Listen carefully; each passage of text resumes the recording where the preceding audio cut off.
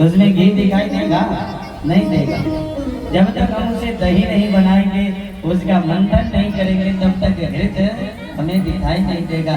जैसे दुग्ध के कड़-कड़ में घृत रहता हुआ दिखाई नहीं देता, जैसे पुष्प के कड़-कड़ में सुगंध रहते हुए दिखाई नहीं देता, उसी प्रकार इस संसार के कड़-कड़ में परमात्मा है दिखाई नहीं देते हैं। उन्हें प्राप्त करने के लिए सर्वप्रथम तपस्या करनी पड़ती है, भजन करनी पड़ती है, ध्यान करनी पड़ती है, तभी परमपिता परमेश्वर प्राप्त होते हैं।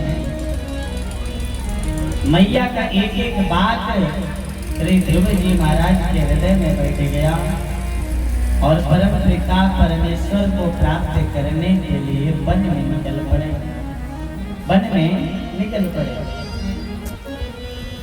वन में निकले, आगे बढ़े वन के भीतर। तो सोचे कि कहाँ पर जाऊं, कैसे क्या करूं, कुछ समझ में नहीं आ रहा है। पर मन में चिंतन हो रहा है कि हम परमपिता परमेश्वर को अवश्य प्राप्त करेंगे, भजन करेंगे। 5 वर्ष की उम्र में श्री ध्रुव जी महाराज परमपिता परमेश्वर को प्राप्त करने के लिए वन में निकल पड़े। पर हम यहाँ तो जीवन व्यतीत कर देते हैं, खटिया पर लेटे रहते हैं, फिर भी भगवान का नाम नहीं जपते, भगवान का नाम नहीं जपते, अपने जीवन का नाम नहीं लेते भगवान का।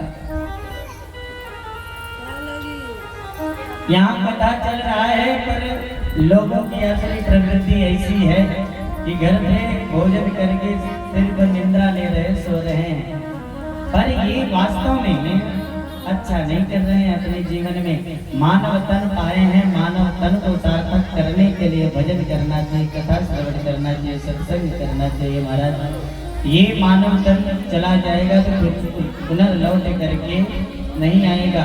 5 वर्ष की उम्र में परमपिता परमेश्वर को प्राप्त करने के लिए श्री ध्रुव जी महाराज वन में निकल पड़े।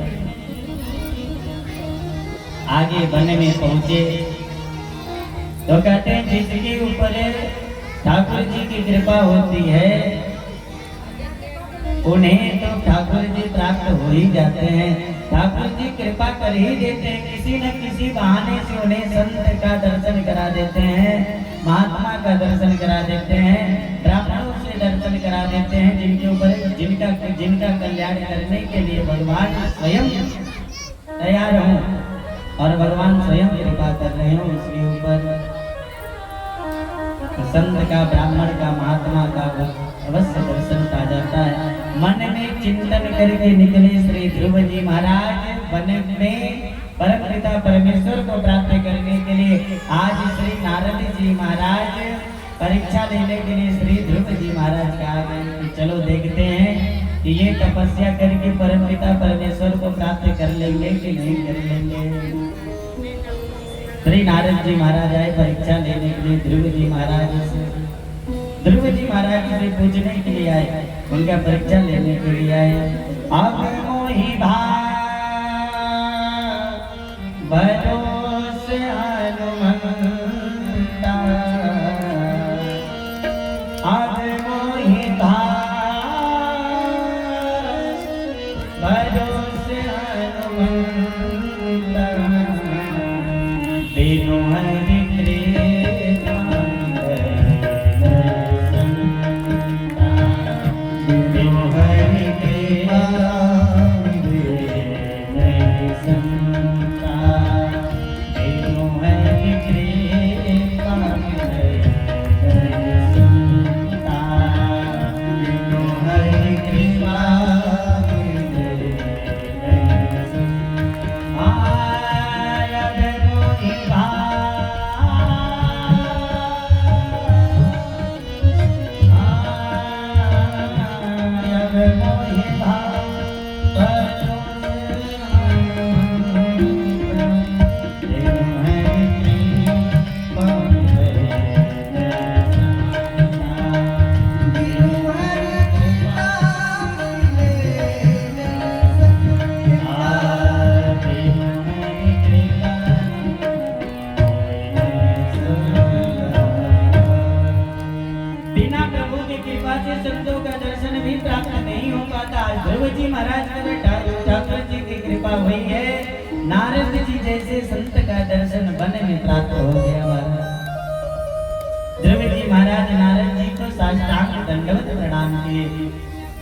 नारद जी महाराज ध्रुव जी महाराज से पूछे, पुत्र अकेले इस वन में कहाँ जा रहे हो?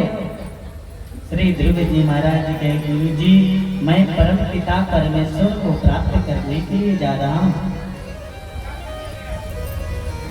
नारद जी कहे, ध्रुव जी परम पिता परमेश्वर को प्राप्त करने के लिए जा रहे हो?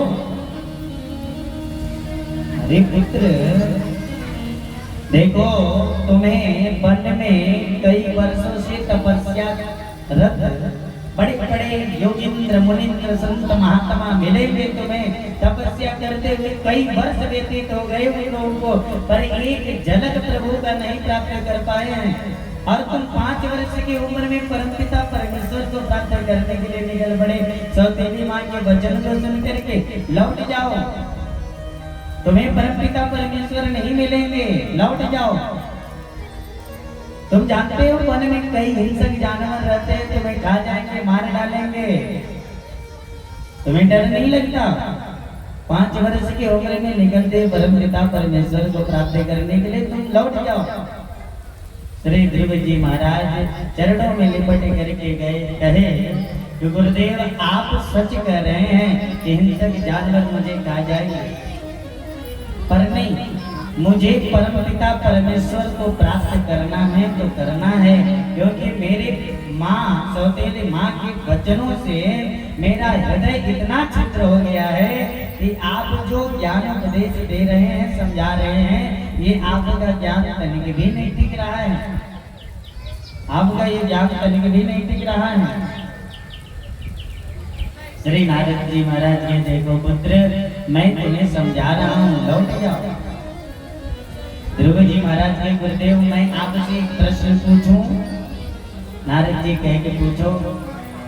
ध्रुव जी महाराज कहे, गुरु जी एक बात बताइए, कोई चलनी लेकर के गौशाला में जाए और उस चलनी में गैया का दूध दोहे, तो क्या उस चलनी में गैया का दूध टिक सकता है? क्या टिकेगा? चलनी में गैया का दूध टिकेगा माता जी? नहीं टिकेगा ना, बिल्कुल तनिक भी नहीं टिकेगा, सब नीचे गिर जाएगा। उसी प्रकार ध्रुव जी महाराज के, गुरुदेव जैसे चलनी में गैया का दूध नहीं टिक सकता, उसी प्रकार सौतेली माँ के वचनों से मेरा हृदय इतना छिद्र हो गया है कि आपका ज्ञान उपदेश तनिक भी नहीं टिक रहा है। मुझे तो परमपिता परमेश्वर को प्राप्त करना है, मुझे कुछ उपाय बतलाइए, कुछ उपाय बतलाइए। ग्रंथ नारद जी महाराज ध्रुव जी महाराज से कहे, पुत्र ध्रुव मुझे विश्वास हो गया कि तुम्हें परमपिता परमेश्वर अवश्य दर्शन देंगे, जाओ इस मंत्र का जाप करना, वन में बैठ करके अवश्य तुम्हें परमपिता परमेश्वर दर्शन देंगे। द्वादशाक्षर मंत्र श्री ध्रुव जी महाराज के चरणों ने श्री नारद जी महाराज फूंक दिए, ओम नमो भगवते वासुदेवाय। द्वादशाक्षर मंत्र लेकर के श्री ध्रुव जी महाराज मधुवन में आए और स्नान के यमुना जी में स्नान करने के बाद वृक्ष के नीचे बैठ करके तपस्या करने लगे। तपस्या कैसे कर रहे हैं? तपस्या का नियम ले रहे हैं, ध्यान का, भजन का, तपस्या का नियम होना चाहिए। जब तक हम तपस्या का नियम नहीं लेंगे, तपस्या हमारा पूर्ण नहीं हो सकेगा। ध्यान का, व्रत का, तपस्या का, भजन का नियम होना चाहिए हमारा। बिना नियम लिए यदि हम व्रत करना प्रारंभ कर देंगे, बिना नियम लिए तप करना प्रारंभ कर देंगे, तो वह तप, वह व्रत हमारा पूर्ण नहीं हो पाएगा। अब हम कहें कि नवरात्रि का जो व्रत हम करते हैं उसे निराहार रह करके व्रत करना चाहिए, निराहार रह करके व्रत करना चाहिए। अब हमारे कहने पर 9 दिन का व्रत निराहार रख लिए और उसके बाद 2-4 दिन तो किसी भी तरह बीत जाएगा, पर 5वें दिन घटिया रख लेंगे, घटिया रख लेंगे। तो 9 दिन तक व्रत रहने के लिए नियम लेना पड़ेगा। पहले 1 दिन भोजन त्यागे, 2 दिन त्यागे, 3 दिन त्यागे, 4 दिन त्यागे, 5 दिन त्यागे, 6 दिन त्यागे। हम हमारे जैसे लोग भी 9 दिन तक व्रत रह सकते हैं, 9 दिन तक व्रत रह सकते हैं, पर नियम लेना पड़ेगा। बिना नियम लिए हम तप में व्रत में सफलता नहीं प्राप्त कर पाएंगे। आज ध्रुव जी महाराज तपस्या करने के लिए गए हैं, प्रभु को प्राप्त करने के लिए नियम ले रहे हैं। पहला नियम लिए श्री ध्रुव जी महाराज, त्रिरात्रांते त्रिरात्रांते कपित्थ वज्रासनः, त्रिरात्रांते त्रिरात्रांते कपित्थ वज्रासनः। 3 दिन में एक दिन फलाहार करते थे और 3 दिन तक बिल्कुल निराहार रह करके तप कर रहे हैं। 3 दिन तक फलाहार करते, 3 दिन में एक दिन फलाहार करते, 3 दिन तक बिल्कुल निराहार रह करके तप करते। दूसरा महीना लगा और नियम कठोर कर दिया महाराज, नियम और कठोर कर दिए। द्वितीयं च तथा मासम षष्ठे षष्ठे भगवो दिने, द्वितीय मास में नियम और कठोर कर दिए। अब 6 दिन में एक दिन तृणपर्णा देवी बन के पत्ते दिन करके पाले थे, फल का भी परित्याग कर गए। अब 6 दिन में एक दिन बन के पत्ते दिन करके पाले थे और 6 दिन तक बिल्कुल कुछ भी ना पा करके तपस्या करते थे। तीसरा महीना लगा और नियम कठोर कर दिया महाराज ध्रुव जी ने। नौवीं हनि, अब 9 दिन में एक दिन अवश्य यमुना जी का जल ग्रहण कर लेते महाराज। 9 दिन में एक दिन यमुना जी का जल ग्रहण कर लेते और 9 दिन तक बिना कुछ भी जल अन्न जल ग्रहण किए ही तपस्या करते भगवान का। 14 महीना लगा महाराज और नियम कठोर कर दिया। 14वें महीने में और नियम कठोर कर दिए श्री ध्रुव जी महाराज। चतुर्थम अपि वैमासं द्वादशे हनि, अब 12 दिन में एक दिन केवल वायु का आहार कर लेते महाराज, हवा पी लेते। 12 दिन में एक दिन हवा पी लेते, उसके बाद 12 दिन तक बिल्कुल बिना कुछ ग्रहण किए ही ध्यान से बैठ करके तपस्या करते। 5वां महीना लगा और नियम कठोर कर दिए महाराज। 5वें महीने में तो श्री ध्रुव जी महाराज ने ऐसा प्राणायाम चढ़ाया, अंगूठे के बल पर चढ़ के, अंगूठे के बल पर खड़े होकर के ऐसा प्राणायाम चढ़ाए कि पूरे संसारियों का, पूरे त्रैलोक्य का श्वास ही रोक लिया अपने श्वास में, पूरे त्रैलोक्य का श्वास ही अपने श्वास में रोक लिए। सबका प्राण अवरुद्ध हो गया। समस्त देवता भागे भागे नारायण प्रभु की शरण में गए। प्रभु न जाने मेरे श्वास को क्या हुआ कि श्वास लेने में दिक्कत हो रहा है। नारायण प्रभु कहे माँ भाई चिंता मत करो, और तान पादे मई संकट आत्मा, और तान पादे का पुत्र ध्रुव का आत्मा मेरी आत्मा से समाहित हो गया है, इसलिए तुम सबका प्राण अवरुद्ध हो गया है, तुम सबका श्वास रुक गया है। चिंता मत करो, मैं कुछ कृपा करता हूँ। तुरंत नारायण प्रभु गरुड़ पर आरूढ़ हुए और श्री ध्रुव जी महाराज को दर्शन देने के लिए निकल पड़े। प्रेम से श्री वृंदावन बिहारी लाल की जय, श्रीमन नारायण भगवान की जय। गरुड़ पर आरूढ़ होकर के प्रभु श्री ध्रुव जी महाराज को दर्शन देने के लिए निकल पड़े। श्री सुखदेव जी महाराज ने परीक्षित, तुमने सुना होगा भक्त को भगवान के पास जाते हुए दर्शन करने के लिए, पर आज वैसा नहीं हुआ। आज स्वयं नारायण प्रभु भक्त ध्रुव का दर्शन करने के लिए जा रहे हैं, दर्शन देने नहीं, दर्शन करने के लिए जा रहे हैं। गरुड़ पर आरूढ़ होकर के ध्रुव जी महाराज के समकक्ष आए। 5 वर्ष की उम्र में 5 महीने के तप से श्री ध्रुव जी महाराज परम पिता परमेश्वर को प्राप्त कर लिए महाराज। गरुड़ पर आरूढ़ हुए परमात्मा ध्रुव जी महाराज के सामने आकर के खड़े हो गए, पर ध्रुव जी महाराज के हृदय में प्रभु की बाकी झांकी दिखाई दे रही थी, बाकी झांकी दिखाई दे रही थी। नेत्र बंद करके ध्यान कर रहे थे प्रभु का। जो सामने खड़ा है वह ध्रुव जी महाराज को दिखाई नहीं दे रहा। क्योंकि प्रभु का भाग्य जाके हृदय में दिखाई दे रहा है। ठाकुर जी सोचे कि जब तक मेरी भाग्य जाके इनके भीतर दिखाई देगा तब तक ये नेत्र नहीं खोलेंगे। तुरंत प्रभु अपनी शक्ति से हृदयगत छटा को ध्रुव जी महाराज के हृदय से हटाए और जब ये हृदयगत छटा को हटाए तुरंत ध्रुव जी महाराज जी का नेत्र खुला। जो भीतर दिखाई दे रहा था वही बाहर दिखाई दिया। श्री ध्रुव जी महाराज प्रभु का दर्शन करके कृतार्थ हो गए। महाराज ध्रुव जी महाराज साष्टांग दंडवत प्रणाम किए प्रभु का प्रणाम किए, पर मन ही मन विचार करने लगे कि सौतेली माँ के वचन को सुन करके मैं सुनीति मैया के पास गया। मैया भी हमसे कही कि परमपिता परमेश्वर को प्राप्त कर लो, तो मैं परमपिता परमेश्वर को प्राप्त करने के लिए वन में निकला। तो वन में गुरु जी भी मिले, गुरु जी से द्वादशाक्षर मंत्र लेकर के हम तो वन में चले आए। वन में तप भी किए, उस द्वादशाक्षर मंत्र से परमपिता परमेश्वर को प्राप्त करने में सफल भी हो गए। पर मैया से और गुरु जी से ये पूछना भूल गए कि अगर परमपिता परमेश्वर सामने आ जाएंगे तो उनका ध्यान कैसे किया जाएगा, उनका पूजन कैसे किया जाएगा, उनका स्तुति कैसे किया जाएगा। मुझे तो कुछ आता जाता है नहीं, मैं प्रभु का स्तुति कैसे करूं, प्रभु का ध्यान कैसे करूं। श्री ध्रुव जी महाराज मन ही मन विचार कर रहे थे। ठाकुर जी ध्रुव जी महाराज के मनस स्थिति को समझ गए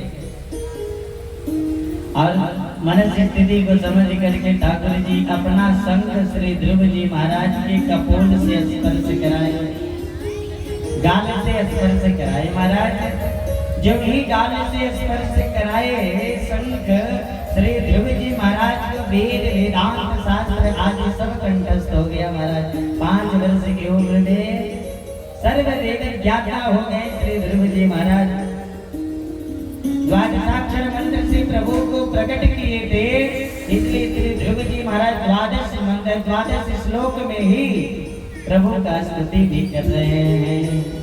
कहते हैं कि जिसके ऊपर गोविंद की कृपा हो जाए महाराज, लंगड़ा व्यक्ति पहाड़ को भी पार कर जाता है, गूंगा व्यक्ति बोलने भी लग जाता है। मूकं करोति वाचालं पंगुं लंघयते यदि कृपातमहं वन्दे परमानन्दमाधवम्।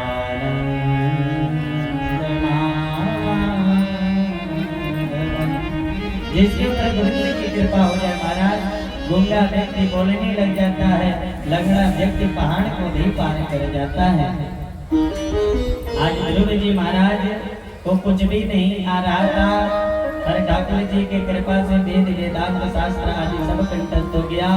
12 मंत्र से प्रभु का को प्रकट किए, 12 श्लोक में प्रभु का ध्यान भी कर रहे हैं। योऽन्तः प्रवेश्य मम वाचमिमां प्रसोक्ता संजीवयत्यखिल शक्तिधरः स्वधाम्ना अन्यास्त्रहस्तचरण श्रवणत्वगादिन् प्राणान्नमो भगवते पुरुषाय तुभ्यम्। प्रभु आपने मेरी सोई हुई बाड़ी को जगा दिया है। आज श्री ध्रुव जी महाराज बड़े ही सुंदर श्लोकों में प्रभु का स्तुति की। ठाकुर जी महाराज ध्रुव जी महाराज से कहे, पुत्र ध्रुव तुम वरदान मांगो, इसलिए तपस्या किए हो। श्री ध्रुव जी महाराज हाथ जोड़ करके कहे, प्रभु आपका दर्शन प्राप्त हो गया, मुझे और कुछ नहीं चाहिए, और कुछ नहीं चाहिए। ठाकुर जी कहे कि फिर भी जिस गद्दी पर बैठने के लिए तुमने तपस्या करी है, जाओ, मेरा आशीर्वाद है कि तुम अपने पिता की गद्दी पर 36 1000 वर्ष तक राज्य करोगे, उसके बाद मेरे परम पद को प्राप्त हो जाओगे। इतना आशीर्वाद लेकर के परम पिता परमेश्वर को अंतर ध्यान होंगे। पर ध्रुव जी महाराज उधर से लौटते हुए विचार मन ही मन कर रहे हैं, इन देवताओं ने मेरी मति को हर ली। मैं इस संसारियों का तुच्छ संसार के इस तुच्छ माया को लेकर के मैं चलाया और मायापति को छोड़ाया, मायापति को छोड़ाया और संसार के इस माया को लेकर के चलाया। इन देवताओं ने तो मेरी मति को हर ली।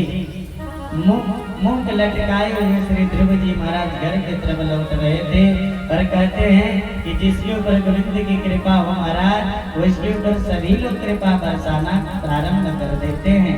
आज जो सौतेली माँ पिता के गोदी से खींच करके हटाई थी, वह सौतेली माँ महाराज तान पाद के साथ सैनिकों के साथ वन में जा रही है ध्रुव जी महाराज को लेने के लिए, ध्रुव जी महाराज को लेने के लिए जा रही है।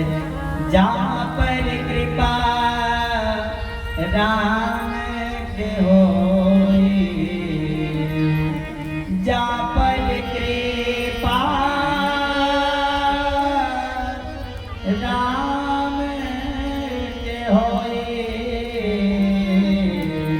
तापर कृपा करे सबको, तापर कृपा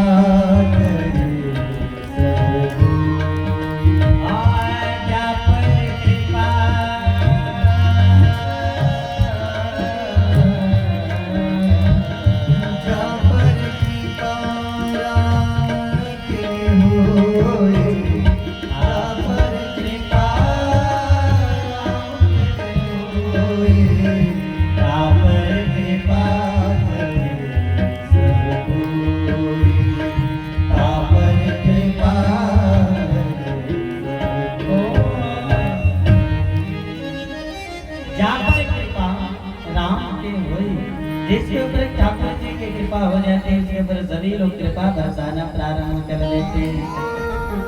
श्री ध्रुव जी महाराज तो तानपाद महाराज वन से लेकर के आए, सुरुचि मैया लेकर के आई। महाराज तानपाद ध्रुव जी महाराज के साथ महल में रहने लगे, सुनीति भी रहने लगी, सुरुचि भी रहने लगी। समय आने पर श्री ध्रुव जी महाराज का 2 कन्याओं से विवाह हुआ, ब्रह्मी और कीला नामक 2 कन्याओं से विवाह हुआ। समय आने पर कालांतर में ध्रुव जी महाराज के 2 पुत्र हुए, वत्सर और वत्सल नामक 2 पुत्र हुए। उत्तानपाद महाराज ध्रुव जी को राज्य पाठ सौंप करके महाराज उत्तानपाद तो तपस्या में चले गए भगवान का भजन करने के लिए। ध्रुव जी महाराज महल में रह रहे थे। एक दिन ध्रुव जी महाराज का झगड़ा कुबेर पुत्र यक्षों से हो गया। यक्षों के हाथ से उत्तम मारे गए। जब ध्रुव जी महाराज को पता चला कि मेरे भाई यक्षों के हाथों से मारे गए, तो श्री ध्रुव जी महाराज यक्षों के ऊपर आक्रमण कर दिए और यक्षों को मारने लगे। श्री ध्रुव जी महाराज उन सब का प्राण हरण करने लगे। तो मनु महाराज आकर के ध्रुव जी महाराज को समझाए, देखो पुत्र ध्रुव, जिस मार्ग पर तुम चल रहे हो, यक्षों का प्राण ले रहे हो, हत्या कर रहे हो, ये मार्ग भगवत भक्तों का नहीं है। भगवत भक्तों का मार्ग है भगवान का भजन करना, ठाकुर जी का भजन करना, ठाकुर जी को प्राप्त करना। जिस मार्ग पर तुम चल रहे हो उस मार्ग पर नहीं चलना चाहिए। भक्तों को जीवों की हत्या नहीं करनी चाहिए। जीवों की हत्या करने की तो बात छोड़ दीजिए महाराज, हम तो इतने पापी इस संसार में लोग हैं महाराज, इतने जीव पापी हो गए हैं कि जीव को काट भी रहे हैं और जीव को खा भी रहे हैं।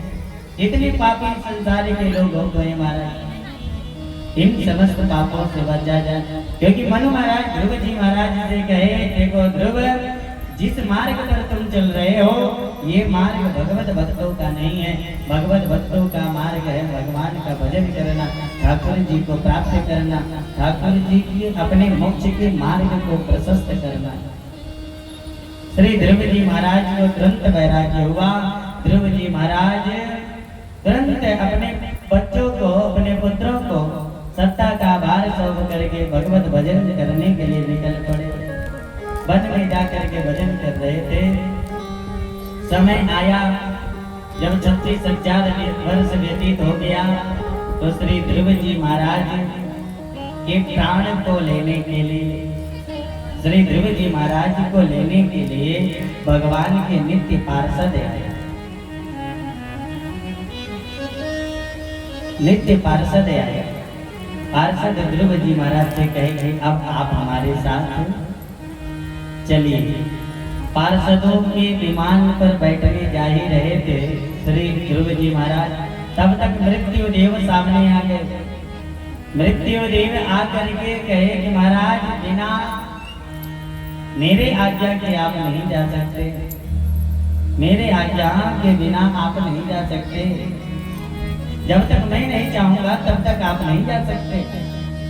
श्री ध्रुव जी महाराज कहे मेरे जाने की तो बारी आ गई है। तो मृत्यु देव कहे कि आप मेरे ऊपर चढ़ करके विमान पर बैठिए, बाकी ऐसा करिए कि मृत्यु को भी अपना सर झुकाना पड़ जाए श्री चरणों में। श्री ध्रुव जी महाराज के श्री चरणों में मृत्यु आकर के अपना सर झुकाए और उनके पृष्ठ पर पैर रख करके, मस्तक पर पैर रख करके श्री ध्रुव जी महाराज विमान पर विराजमान हुए और विराजमान होकर के मुंह लटकाए हुए जा रहे थे। पार्षदों ने पूछा पुत्र ध्रुव इस प्रकार से मुंह लटकाए क्यों हो? तुम्हें तो परम पिता का पद प्राप्त हो रहा है, परमेश्वर का पद प्राप्त हो रहा है। ध्रुव जी महाराज कहे मुझे तो प्राप्त हो रहा है, पर जल्दीबाजी में मैं अपनी मैया को पृथ्वी लोक में छोड़ आया। इन संसारियों के बीच में अपनी मैया को छोड़ाया जिसने मुझे जन्म दिया, जिसके कारण मैं परमपिता परमेश्वर को प्राप्त किया। पार्षदों ने कहा जिस जननी ने आप जैसे पुत्र को जन्म दिया हो वह पृथ्वी में कैसे रह सकती, संसार में कैसे रह सकती है। देखिए जो सामने विमान जा रहा है उसमें आपकी मैया बैठी हुई है। मैया का दर्शन करके श्री ध्रुव जी महाराज भगवान का नाम जपते हुए परम पद को प्राप्त हो रहे। ध्रुव सगला जपते मैया, ध्रुव सगला जपते मैया, ध्रुव सगला जपते मैया, ध्रुव सगला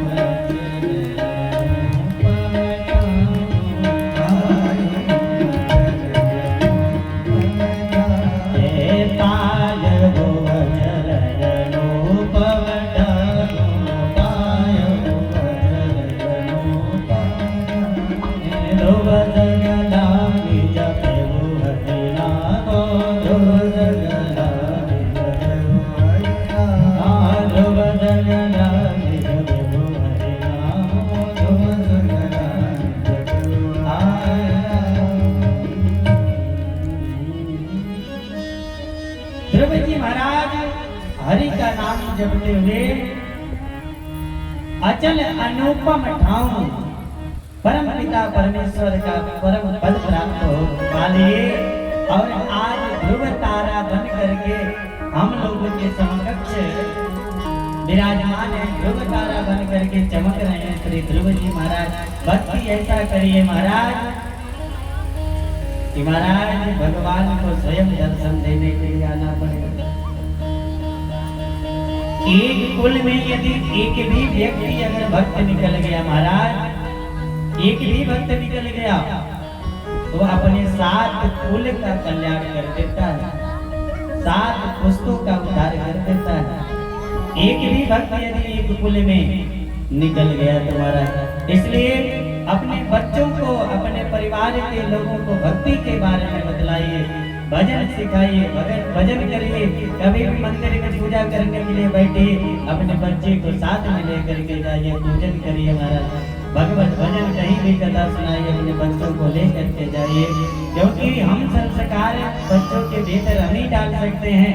विद्यालय में तो पढ़ाई होता है महाराज, पर संस्कार माता पिता दे सकते हैं। आजकल के बच्चे तो गुरुकुल में पढ़ना नहीं जानते। अगर गुरुकुल में पढ़ने जाते, संस्कृत पढ़ते तो उनके भीतर संस्कार आता, पर संस्कृत तो पढ़ना नहीं चाहते महाराज। संस्कार आएगा कहाँ से? संस्कृति से बिल्कुल विमुख हो रहे हैं, धर्म से बिल्कुल विमुख होते जा रहे हैं। इसलिए अपने परिवार को, अपने बच्चे को संस्कृति संस्कार भीतर डालिए और धर्म के मार्ग पर चलने का रास्ता बतलाइए। तभी वह बालक, वह बच्चा अपने कुल का कल्याण करेगा। नहीं तो जैसा संगत करेगा वैसा रंग चढ़ेगा। मदिरा पीने वाले के साथ यदि उसका संग हो गया तो महाराज मदिरा पीने लगेगा, तो अपने कुल का कल्याण करने के जगह पर अपने कुल को नरक में भेज देगा महाराज, नरक में भेज देगा।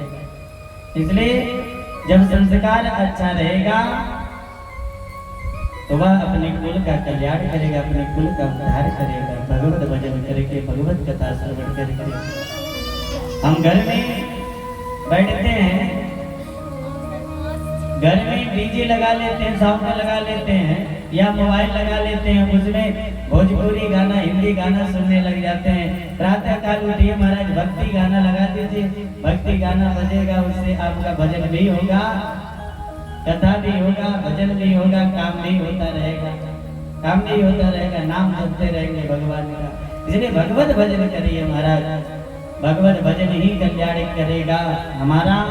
संसारियों का चरण पकड़ोगे, पापों के मार्ग पर चलोगे तो गड्ढे में गिर जाओगे, और धर्म के मार्ग पर चलोगे, अच्छे कार्य करोगे तो भवसागर को पार हो जाओगे। इसमें तनिक भी संदेह नहीं है। श्री ध्रुव जी महाराज 5 वर्ष की उम्र में परम पिता परमेश्वर को प्राप्त करने में समर्थ हो गए।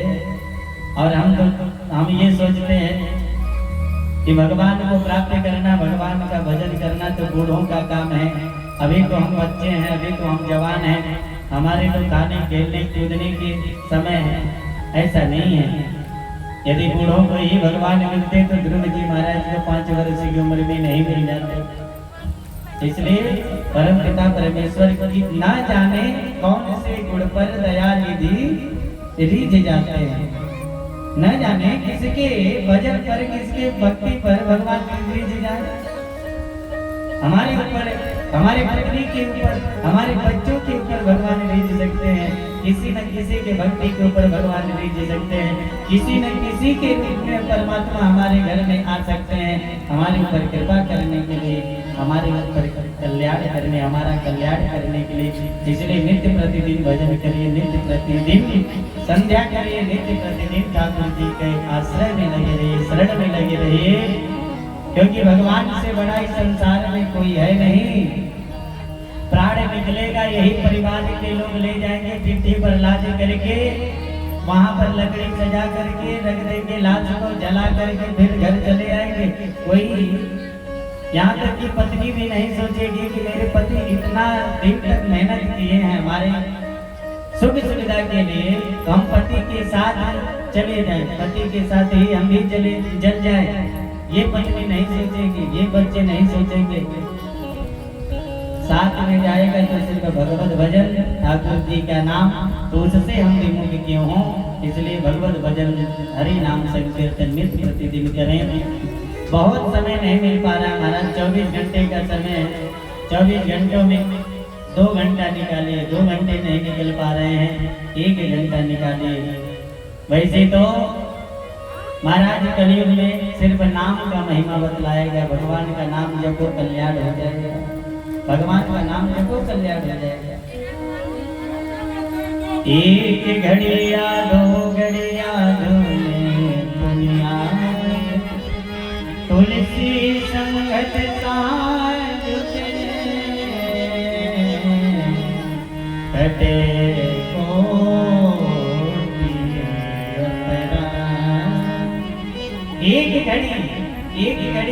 एक घंटे को कहा जाता है हमारा।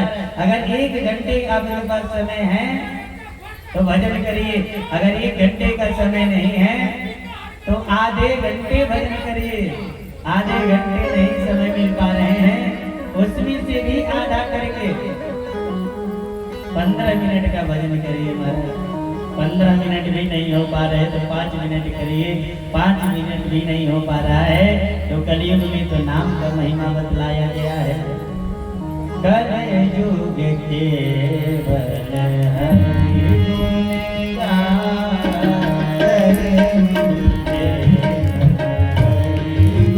गाए, कलयुग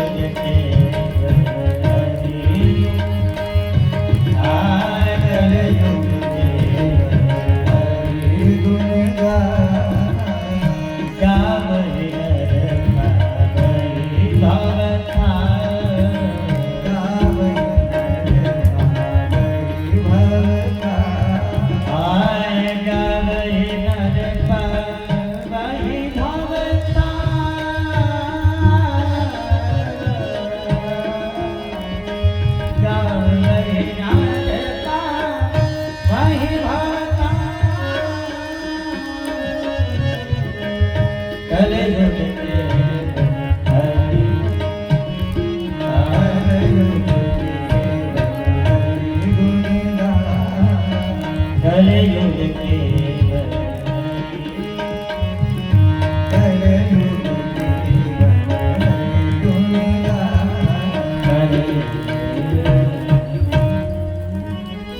कलयुग में हरि गुण गा करके जीव का कल्याण हो जाएगा। 3 घंटे बैठ करके माला जपने की आवश्यकता नहीं है, 2 घंटे बैठ करके माला जपने की आवश्यकता, 1 घंटे बैठ करके जपने की आवश्यकता नहीं है। सिर्फ जितना समय भजन करने में लग जाए महाराज।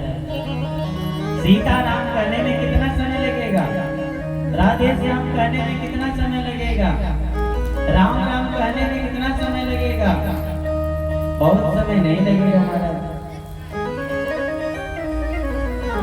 राम कहने में बहुत समय नहीं लगेगा।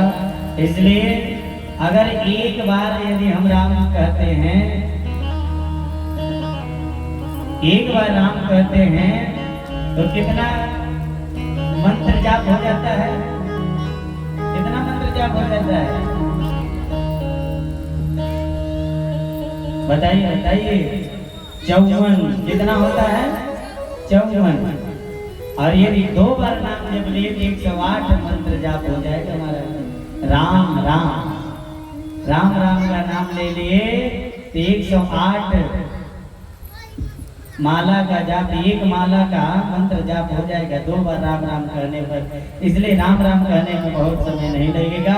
इसलिए सभी लोग भगवान का नाम जपा करिए, भगवान का कथा श्रवण किया करिए, सत्संग करिए महाराज। यही साथ में जाएगा और कुछ नहीं जाएगा। भगवान के सिवाय संसार में कोई है नहीं।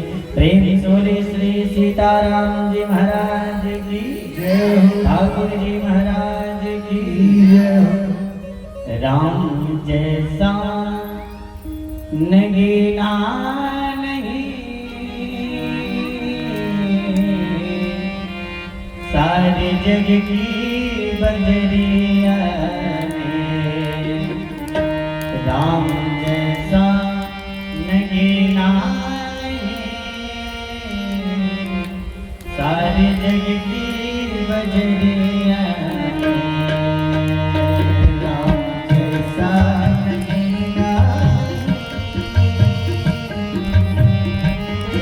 बजरिया राम जैसा नहीं सारे जग की बजरिया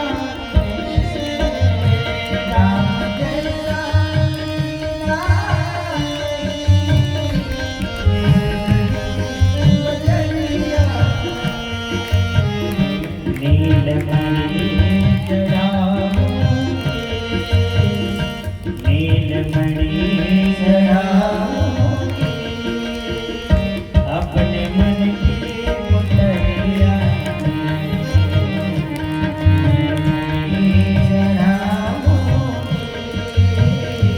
अपने मन की मुटरिया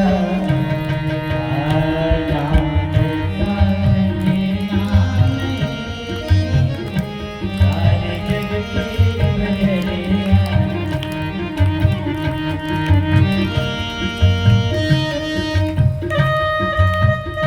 प्रेम से वृंदावन बिहारी लाल की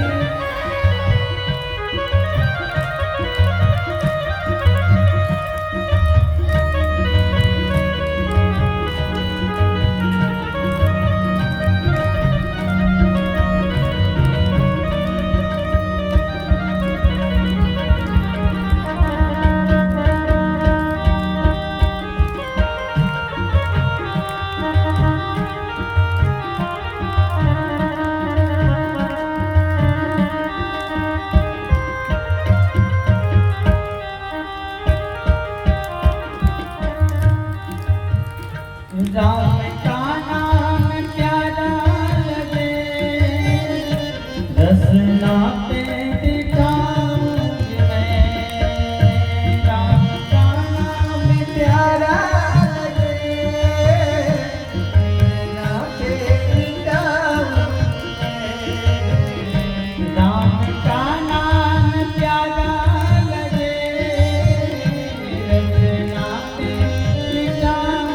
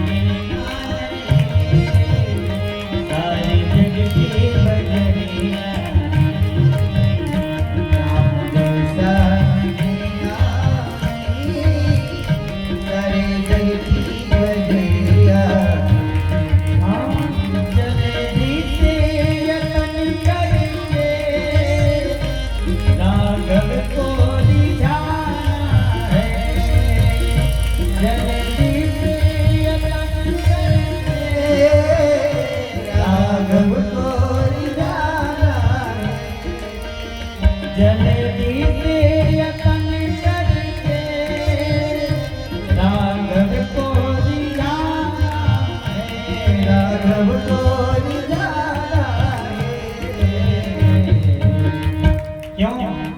क्यों जल्दी से भगवान को रिझाना है क्यों जल्दी से भगवान को प्राप्त करना है क्योंकि कुछ दिन ही तो रहना है कुछ दिन ही तो रहना है काया की कोठरिया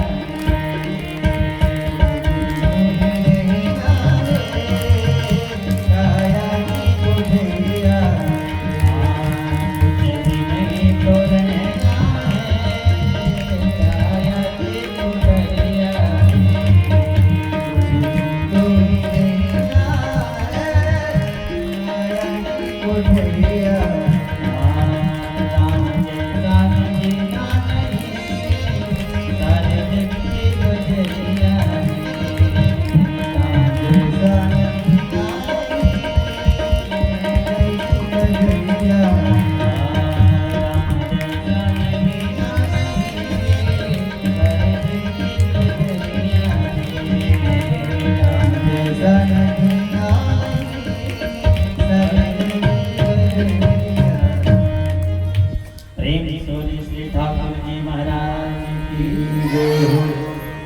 इसलिए इस संसार में आए हैं तो भगवत भजन अवश्य करें, क्योंकि यही साथ में जाएगा और कुछ जाने वाला है नहीं।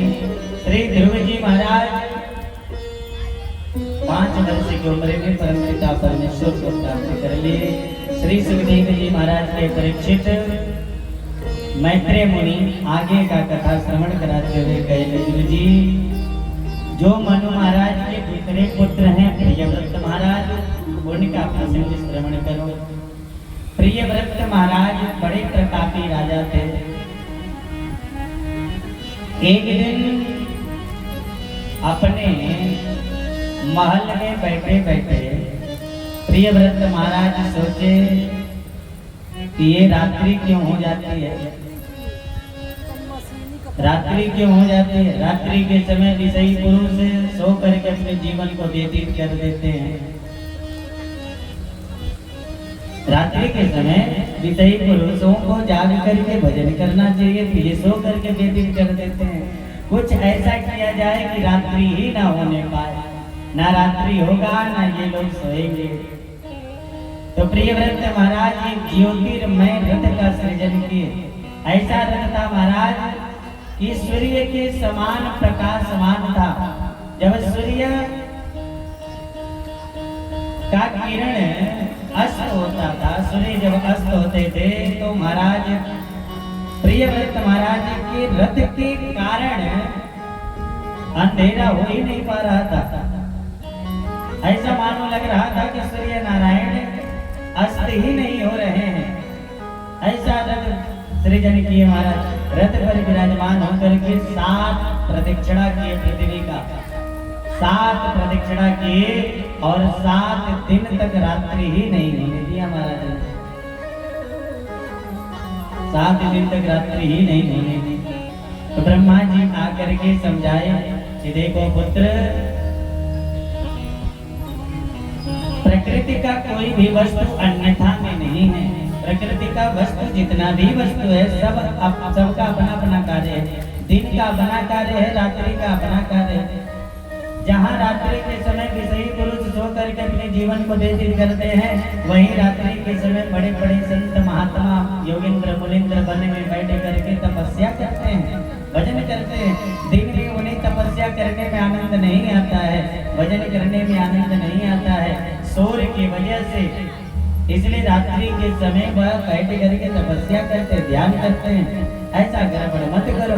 तब प्रियव्रत महाराज को वैराग्य हुआ और अपने बच्चों को सत्ता का भार सौंप करके प्रियव्रत महाराज भजन करने के लिए निकल पड़े। भजन करने के लिए निकल पड़े। ब्रह्मा जी के समझाने पर प्रियव्रत महाराज को वैराग्य हुआ। 7 प्रदक्षिणा किए थे प्रियव्रत महाराज, उससे 7 सागर, 7 सागर की उत्पत्ति हुई थी और 7 द्वीपों की उत्पत्ति हुई थी। 7 सागर और 7 द्वीप का निर्माण हुआ उस समय। सबसे पहला द्वीप है जम्बूद्वीप, जिसके अधिपति बने महाराज अग्निद। अग्निद के पुत्र हुए 9, जिन्होंने पूर्वाचित अप्सरा से विवाह किया। इन्होंने जम्बूद्वीप में 9 खंड किया। 9 खंड करके अपने 9 पुत्रों में बंटवारा कर दिए। सबसे पहला खंड है अजनाब खंड, जिसके अधिपति बने महाराज नाभि। मेरु देवी से विवाह करके जब इनकी कोई संतान नहीं हुई तो पुत्रेष्टि यज्ञ करवाए। यज्ञ से भगवान प्रसन्न हुए, पूछे बोलो क्या चाहते हो। तो महाराज इतने गदगद हो गए प्रभु का दर्शन करके कि कुछ मांगे ही नहीं पाए। तो ब्राह्मणों से भगवान पूछे कि बताओ किस लिए यज्ञ किए हैं।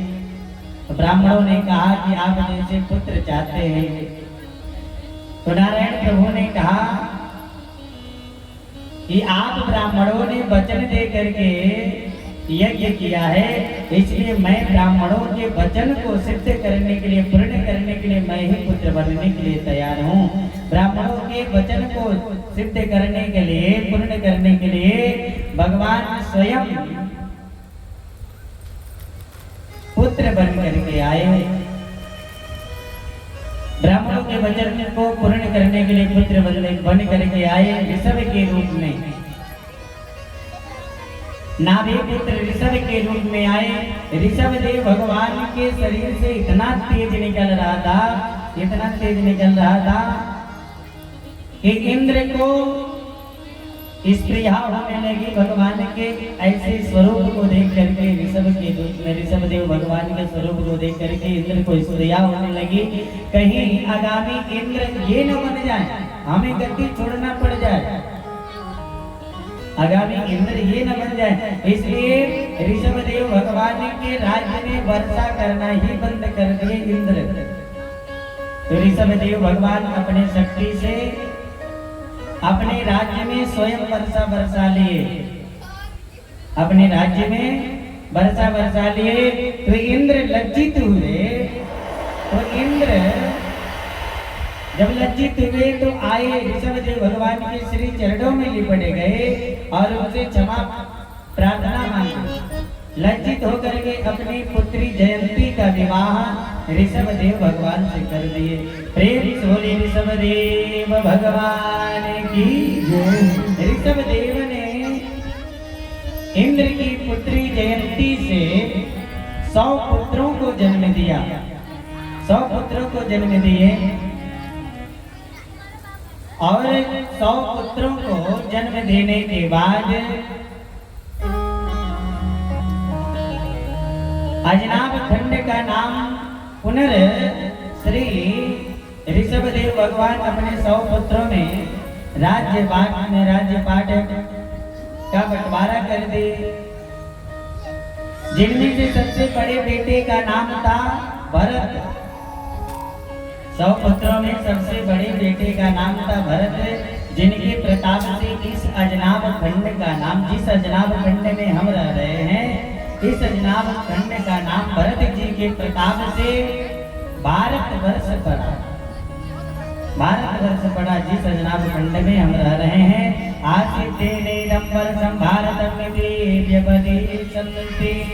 सुखदेव जी महाराज कहते परीक्षित, ऋषभ भगवान ने एक दिन अपने सभी बच्चों को अपने पास बुलाया, अपने पास बैठा करके समझाए कि देखो बच्चों, इस संसार में 2 ही आनंद हैं, एक विषयानंद, एक ब्रह्मानंद।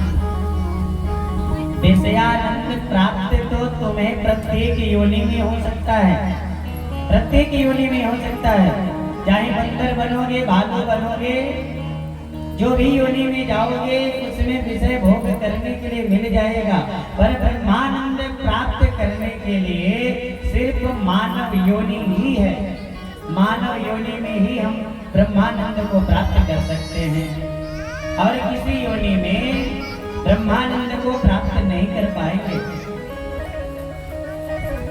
और सब योनियां विषय भोग करने के लिए हैं, पर मानव योनि पर ब्रह्म परमात्मा को प्राप्त करने के लिए है, ब्रह्मानंद को प्राप्त करने के लिए है। इसलिए तुम सब विषय पर ज्यादा सेवन न करके ब्रह्मानंद को प्राप्त करने का प्रयास करना। अपने बच्चों को समझा करके श्री ऋषभ देव भगवान वन में चले गए तपस्या करने के लिए, तपस्या करने के लिए। भरत जी महाराज बड़े प्रतापी राजा थे महाराज। एक दिन भरत जी अपने बच्चों को सत्ता का भार सौंप करके भरत जी महाराज वन में जाकर के कुटी में रहने लगे, भजन करने लगे। भरत जी महाराज भजन करने लगे।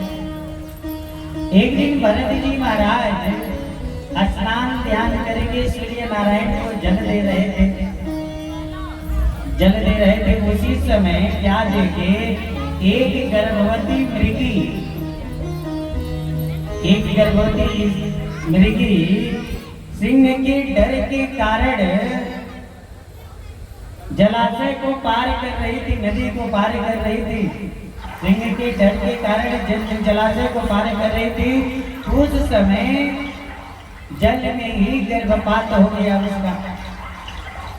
गर्भ में ही गर्भपात हुआ तो श्री भरत जी महाराज वह दृश्य देखे तो भरत जी महाराज से देखा नहीं गया। भरत जी महाराज गए और उस मृगी के बच्चे को तो बचा लिए, पर मृगी को नहीं बचा पाए। मृगी के बच्चे को लेकर के आए अपने कुटी में, उसका सेवा करने लगे, उसका सेवा करने लगे। नित्य प्रतिदिन सेवा उसका अपने पुत्र के भांति करने लगे। एक दिन महाराज बहुत बूढ़े हो चुके थे, अपने बिस्तर से उठ भी नहीं पा रहे थे। मृगी का जो बच्चा था उसको भोजन भी नहीं दे पा रहे थे। एक दिन इतना प्रेम हो गया था उस मृगी के बच्चे से भरत जी महाराज को कि उसके बिना एक क्षण नहीं रह पाते थे, एक क्षण भी नहीं रह पाते थे। मृगी का बच्चा उनके पास हमेशा रहता, उसे अपने पास ही बांध करके रखते, अपने पास ही पकड़ करके रखते कि हमसे छूट करके चला नहीं जाए। पर एक दिन बहुत बूढ़े हो चुके थे महाराज भरत जी। एक दिन मृगों का झुंड आया। जब मृगों के झुंड को वह मृगी का बच्चा देखा तो वह सोचा ये तो मेरा प्रजाति है, ये तो मेरे परिवार है। वह मृगी का बच्चा अपने परिवार के साथ झुंड में मिल करके चला गया।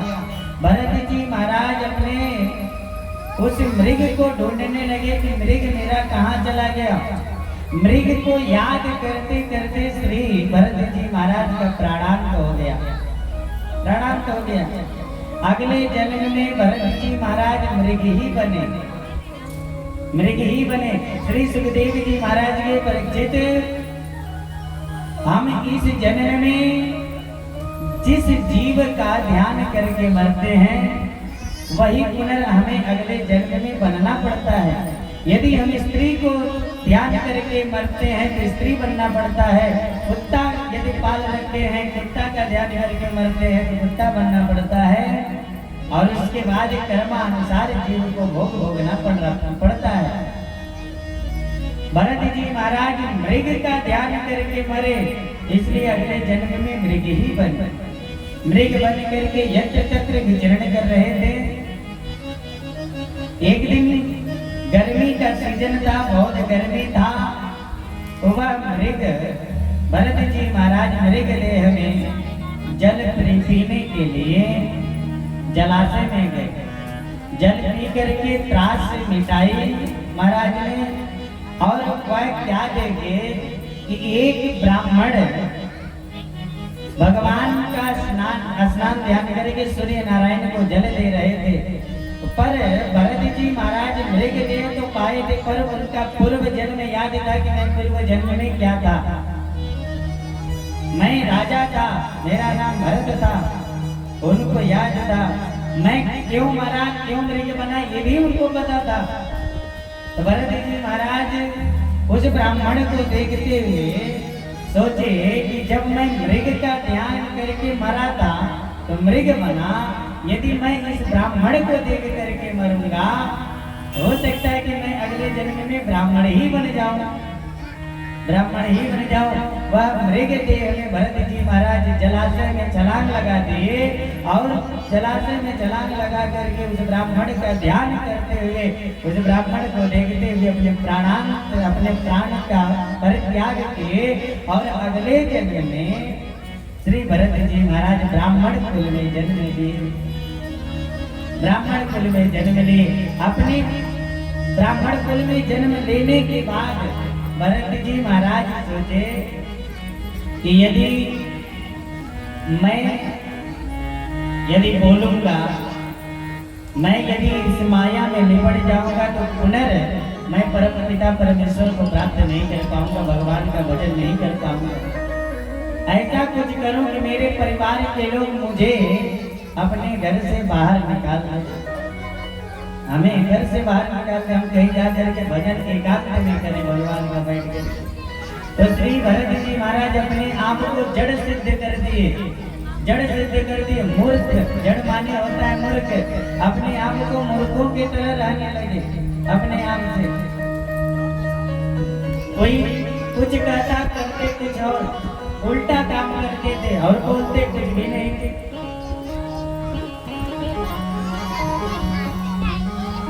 करते कुछ भी उल्टा काम करते तो परिवार के जो अन्य भाई थे अपने पिता से कहे, पिताजी ये मूर्खों की तरह कार्य करता है, कहते हैं कुछ और, करता है कुछ और, खाता है और सिर्फ पड़ा रहता है, लेटा रहता है, कुछ करता डरता है नहीं। एक काम करते हैं, इसे खेत में लगा देते हैं। तो परिवार के लोग लेकर के गए, खेत में लगाते। खेत को बोने के बाद चारों तरफ से घेर करके दरवाजा लगा दिया। दरवाजा लगाने के बाद भरत जी महाराज को खड़ा करके, देखो तुम सिर्फ निगरानी करना, देखते रहना कि कोई भी हिंसक जानवर जिसके भीतर कोई भी जीव न जाने पाए, कोई भी न जाने पाए। भरत जी महाराज दरबारी बंद करके खड़े रहे।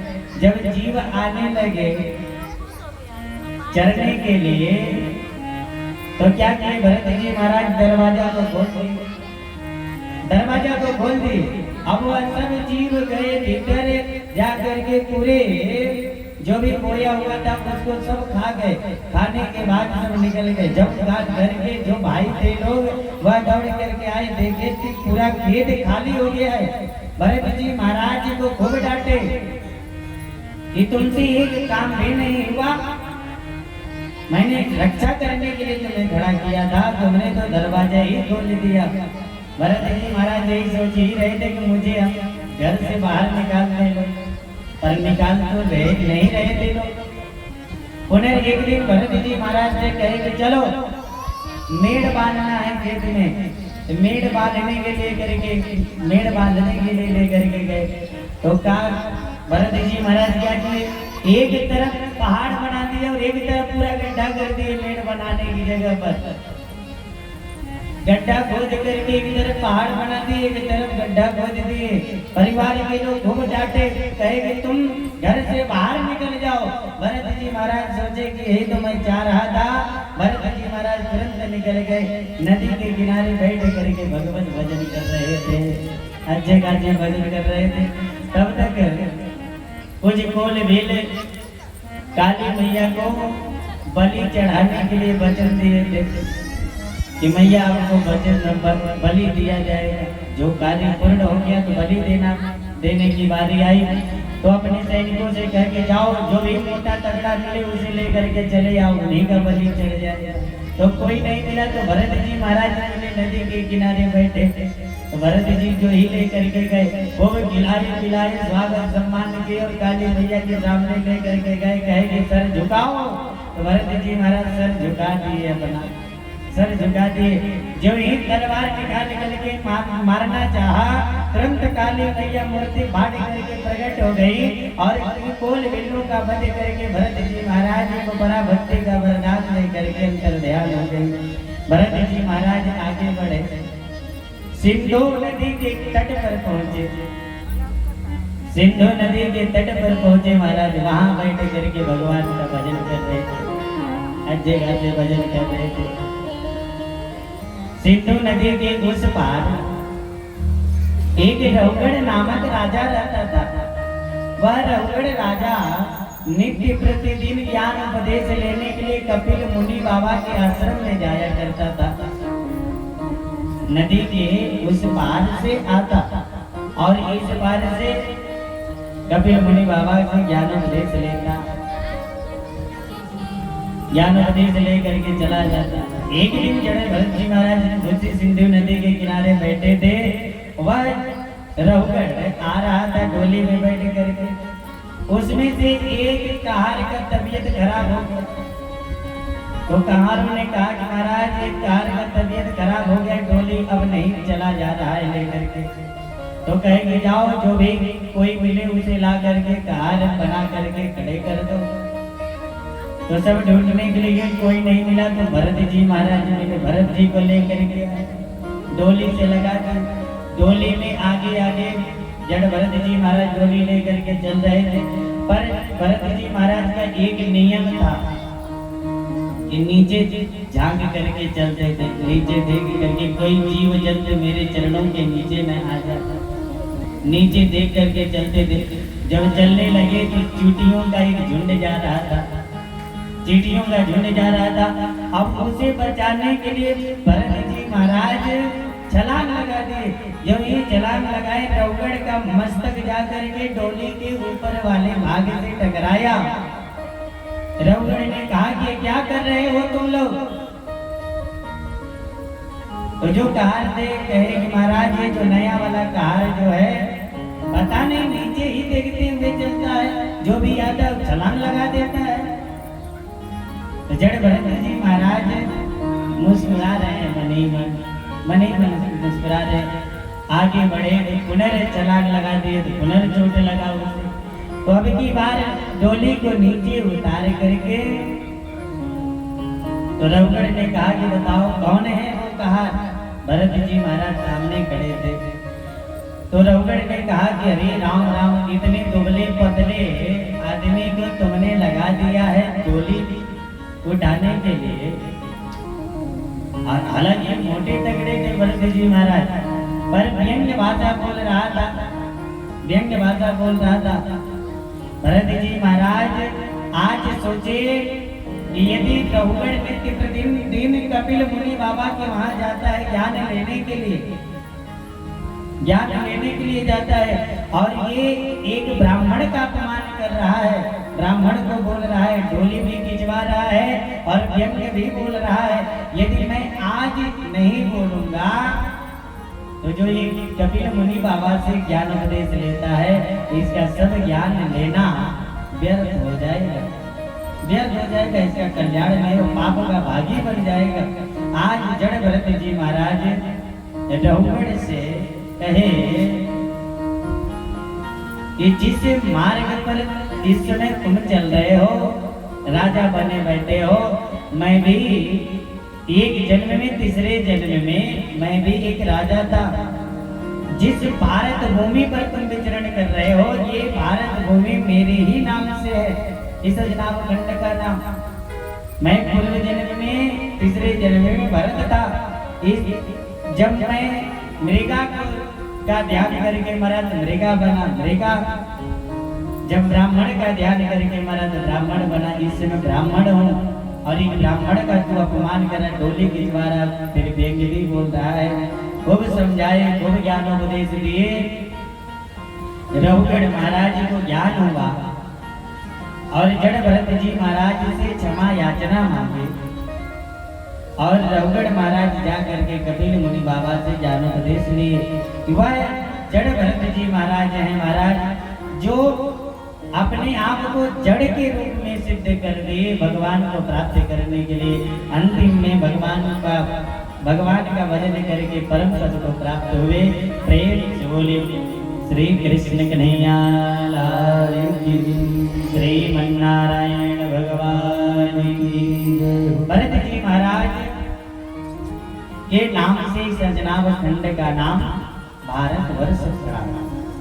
श्री सुखदेव जी महाराज कहते हैं, परीक्षित इसी प्रियव्रत वंश में आगे चल करके महाराज विरज हुए। जिस प्रकार समस्त देवताओं की शोभा भगवान विष्णु की आभा प्रभा से है, उसी प्रकार प्रियव्रत वंश में उत्पन्न राजा विरज ने अपने सुयश से इस वंश को विभूषित किया।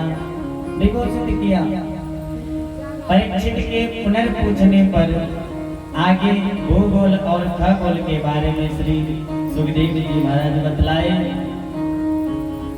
सुखदेव जी महाराज कहते, राजन इस भूमंडल में जम्बूद्वीप आदि 7 द्वीप हैं, एक एक सागर से समावृत है वो द्वीप। जम्बूद्वीप के कमल कर्णिका के भांति 9 खंड भी हैं, 9 खंड हैं। ईलावृत किम पुरुष रम्य हरिरवन केतुमाल हरिवर्ष उत्तर कुरु भद्रासन तथा अजनाब नामक इन 9 खंडों में भगवान नित्य निवास करते हैं। 9 खंडों में भगवान नित्य निवास करते हैं। अजनाब खंड ही श्री भारतवर्ष है। इस भारत भूमि में भगवान नर नारायण के रूप में बद्री विशाल में विराजमान है और देवर्षि नारद के साथ हम समस्त भारतवासी उनकी आराधना करते हैं मिलकर के। भारत भूमि ही कर्म भूमि है और अन्य सब भूमि भोग भूमि है। भारत भूमि ही एक कर्म भूमि है, इसलिए भारत को माता शब्द कह करके पुकारा जाता है, क्योंकि हम भारत में रह करके कर्म करके अपना जीविकोपार्जन करते हैं। कर्म करके जीविकोपार्जन करते हैं, इसलिए भारत को माता शब्द कह करके पुकारा जाता है। पृथ्वी माता, भारत माता, और किसी भी देश को माता कहा जाता है क्या? नहीं कहा जाता। विदेश माता कहा जाता है, पाकिस्तान माता कहा जाता है, नहीं कहा जाता। सिर्फ भारत को ही माता कह करके पुकारा जाता है। ये अपने आप को हम गर्व मान सकते हैं, हमारा गौरव कर सकते हैं अपने जीवन में कि मेरा जन्म इस भारत भूमि में हुआ है। और भारत भूमि में रह करके यदि भगवान का नाम न जपे, भगवान का नाम न ले, तो भारत भूमि में जन्म लेना सार्थक नहीं हो सकता। क्योंकि भगवान का जितने भी अवतार हुए हैं सब भारत भूमि पर ही हुए हैं, और किसी देश में भगवान के अवतार नहीं हुए। विदेश में हुए हैं क्या? नहीं हुए। भगवान के जितने भी अवतार हुए हैं सब भारत भूमि में ही हुए हैं। क्यों भारत भूमि में हुए हैं? क्योंकि भारत भूमि ऐसा भूमि है जो भगवान का हृदय स्थल है। भगवान का हृदय स्थल भारत है, इसलिए भारत भूमि में भगवान के जितने भी अवतार हुए भारत भूमि में हुए हैं। और भारत भूमि कैसा है? भारत भूमि हमारा कैसा है? संतों, महात्माओं, योगियों, मुनिंद्रियों, भक्तों से भरा पड़ा है महाराज। यहाँ के भारत भूमि के बच्चों को राधा कहा जाता है, बच्चियों को राधा कहा जाता है, सीता कहा जाता है। यहाँ के बच्चियों को माता शब्द कह करके पुकारा जाता है। आदि शक्ति जगत जननी अम्बा जगदम्बा है। वही माँ, वही एक स्त्री है, वही स्त्री माँ भी बन जाती है, वही स्त्री बहन भी बन जाती है, वही स्त्री पत्नी भी बन जाती है। उनके कई रूप रहते हैं पर स्त्री एक ही रहती है, एक ही स्त्री रहती है। राधा हो चाहे सीता हो, चाहे आदि शक्ति अम्बा जगदम्बा श्री दुर्गा अम्बा हो, भारत भूमि में है। भारत भूमि में रह करके भगवान का नाम लें। भारत भूमि हमारा कैसा है? आइए, बड़ा ही सुंदर भजन है, इसके द्वारा हम भारत भूमि को जाने हमारा भारत भूमि कैसा है। प्रेम बोले भारत माता की, जहाँ डाल डाल पर सोने की चिड़िया करती है बसेरा, ओ भारत देश मेरा, ओ भारत देश मेरा। जहाँ डाल डाल पर सोने की चिड़िया करती है बसेरा, ओ भारत देश मेरा, ओ भारत देश मेरा। जहाँ सत्य अहिंसा और धर्म का पग पग लगता तेरा, ओ भारत देश मेरा, ओ भारत देश मेरा, ओ भारत देश मेरा, ओ भारत देश मेरा। यह धरती वो जहाँ ऋषि मुनि जपते प्रभु नाम की माला, जपते प्रभु नाम की माला। यह धरती वो जहाँ ऋषि मुनि जपते हरि नाम की माला। हरि ओम, हरि ओम, हरि ओम, हरि ओम। जहाँ हर बालक एक मोहन है और राधा एक बाला, राधा एक बाला,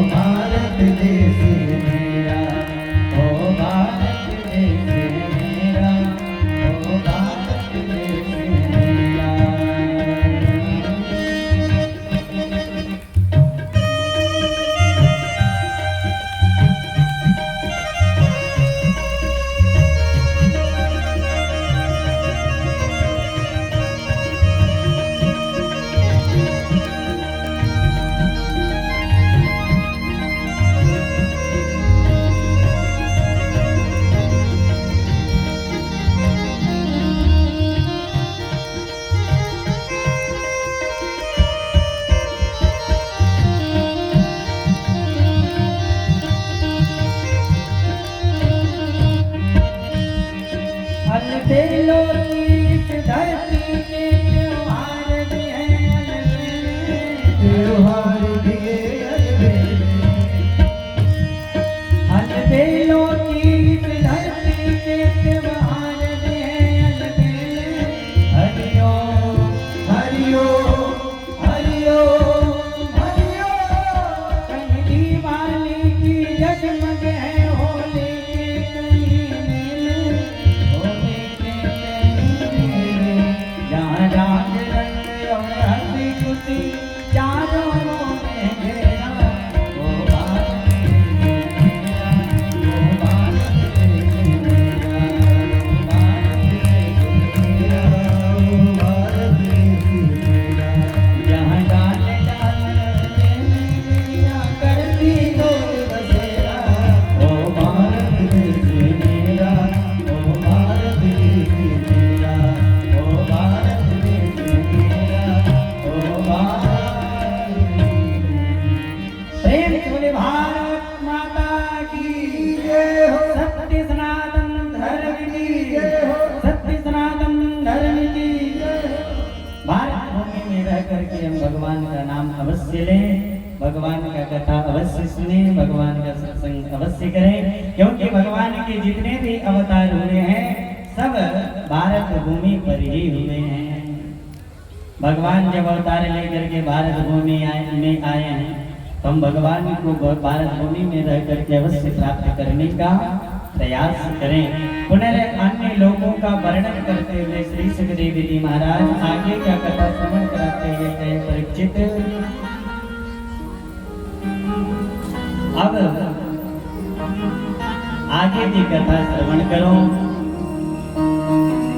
श्री सुखदेव जी महाराज कहे परीक्षित पृथ्वी के नीचे 7 लोक हैं, अतल वितल सुतल तलातल महातल रसातल और पाताल। ये 7 लोक पृथ्वी के नीचे हैं और पृथ्वी के ऊपर भी 7 लोक हैं। भू भुवः भू भुवः स्वः मह जनः तपः और सत्य, ये 7 लोक पृथ्वी के ऊपर हैं और 7 लोक पृथ्वी के नीचे हैं। नीचे से ऊपर तक इन संपूर्ण ब्रह्मांड की दूरी 50 करोड़ योजन की है। पाताल लोक से लेकर के सत्य लोक की दूरी 50 करोड़ योजन की है। परीक्षित के पुनर्प्रश्न करने पर नरकों का वर्णन विस्तार से करते हैं श्री सुखदेव जी महाराज। श्री सुखदेव जी महाराज ने परीक्षित पृथ्वी से 99,000 योजन नीचे यमराज की संजमपुरी है, जहाँ पर यमराज रहते हैं।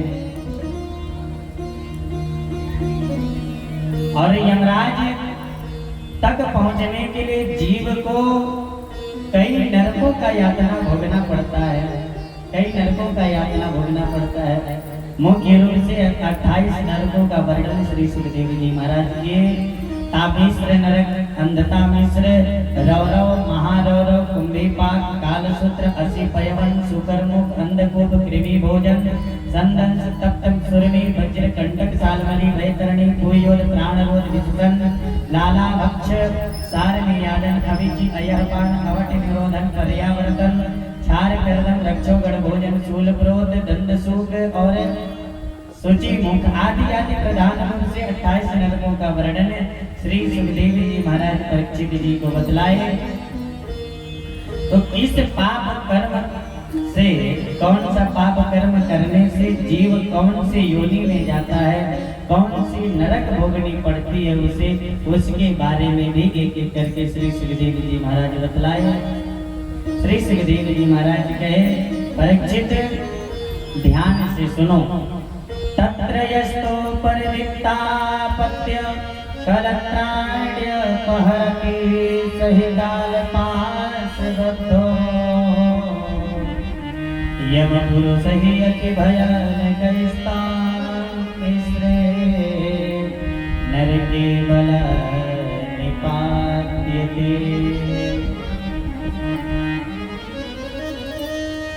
जो प्राणी पर संपदा का हरण कर लेता है, दूसरे के धन को चुरा लेता है,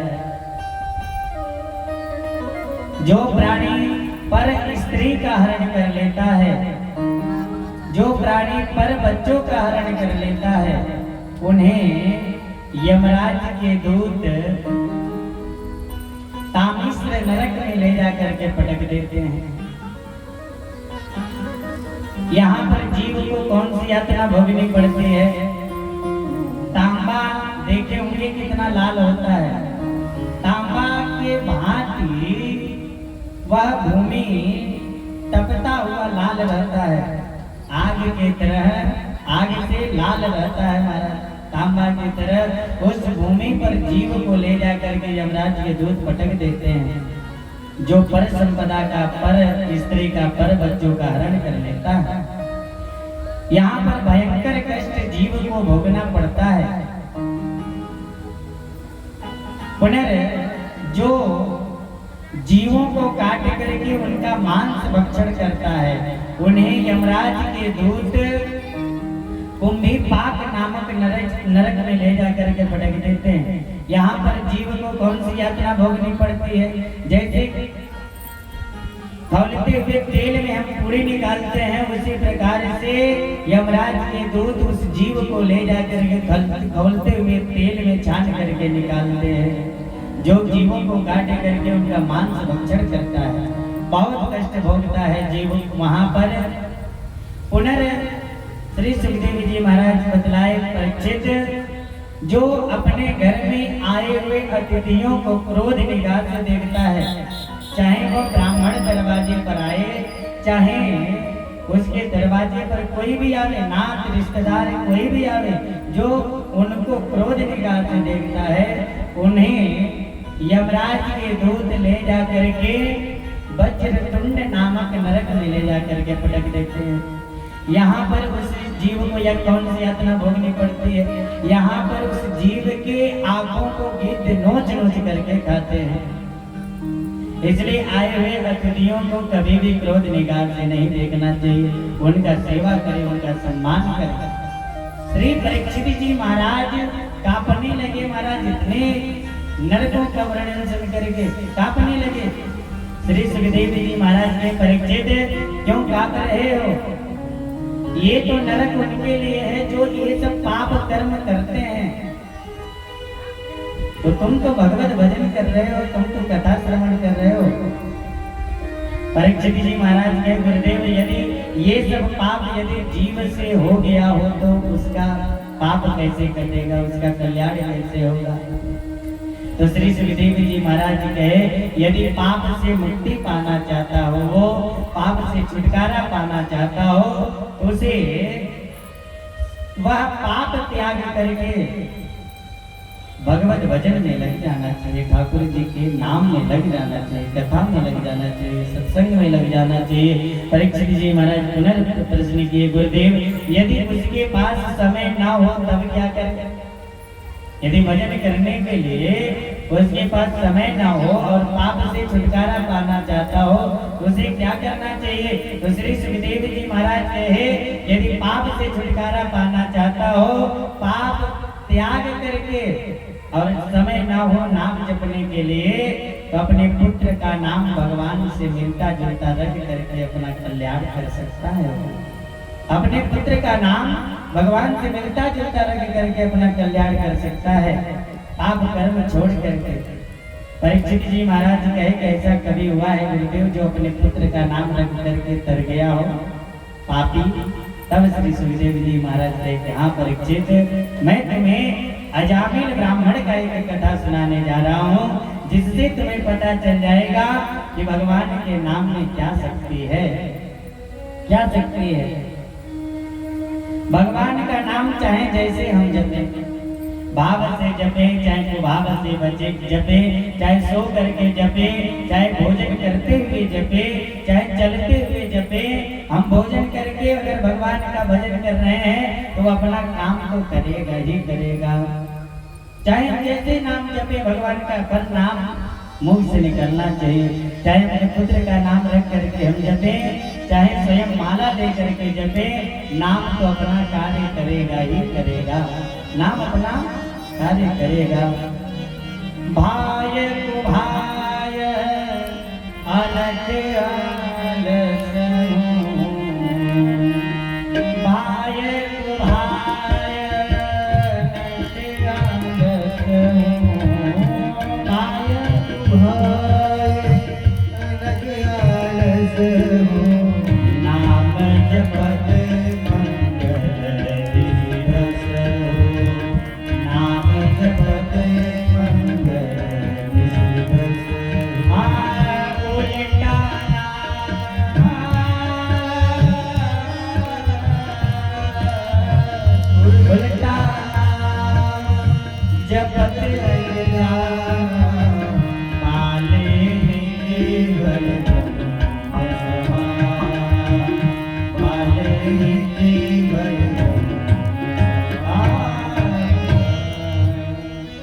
उल्टा नाम जपत जग जाना, वाल्मीकि भय ब्रह्म समाना।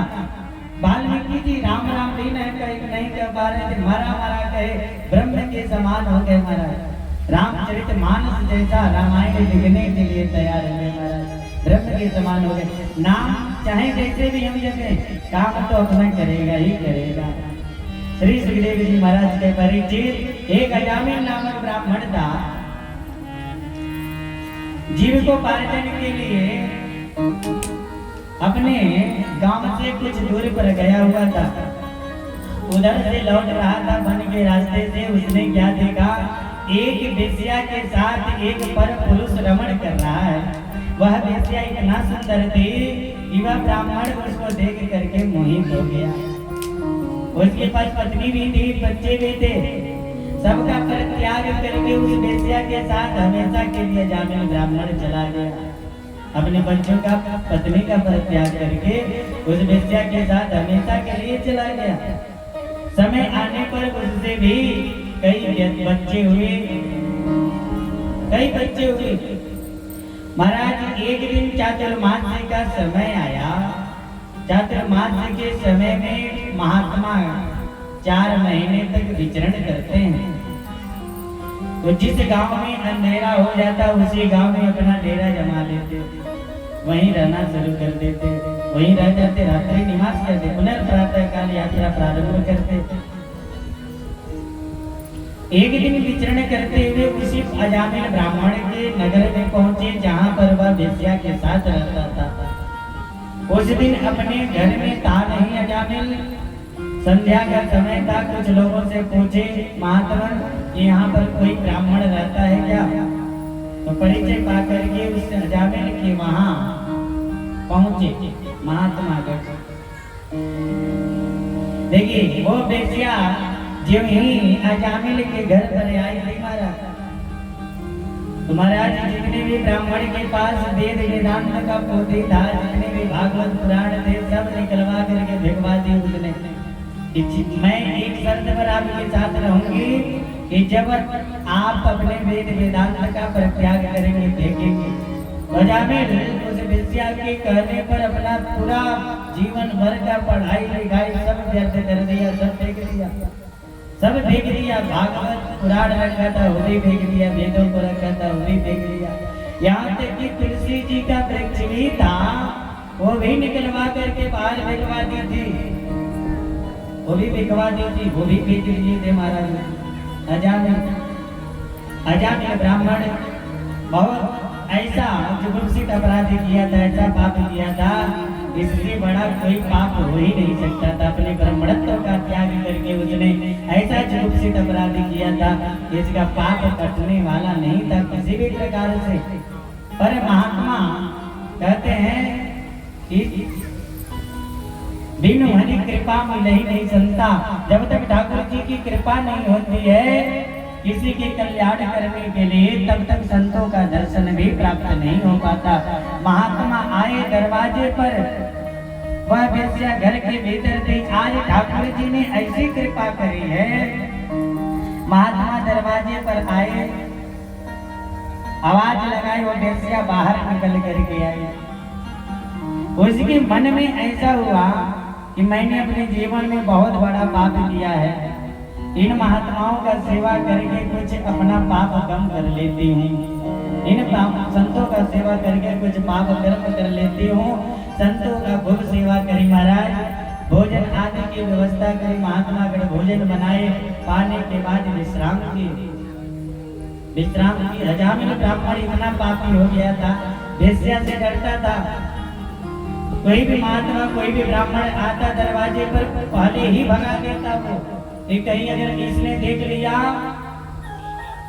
तो हमारे ऊपर आक्रमण करेगी, हमें बोलेगी, और बाद में महात्माओं को सुनना न पड़ जाए, इसलिए ब्राह्मण पहले ही सबको भगा देता था।